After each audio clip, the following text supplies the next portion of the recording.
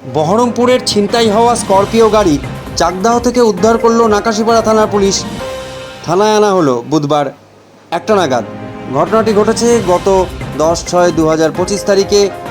নির্মাল্য বাগচি নামে এক ব্যক্তির স্করপিও গাড়ি বহরমপুর থেকে 3 জন অজ্ঞাত যাত্রী বহরমপুর থেকে কৃষ্ণনগর যাওয়ার উদ্দেশ্যে ভাড়া করেছিলেন। পরে দেবগ্রাম কাটোয়া মোড়ে আরও 3 জন যাত্রী গাড়িতে উঠে পড়ে এবং নাকাশিপাড়া থানা অন্তর্গত নাগাদি থেকে গোয়ালচাঁদপুরে যাওয়ার রাস্তার পাশে একটি নির্জন মাঠের কাছে যাত্রীরা গাড়িটি ছিনিয়ে নেয় এবং সেখান থেকে নিয়ে পালিয়ে যায়।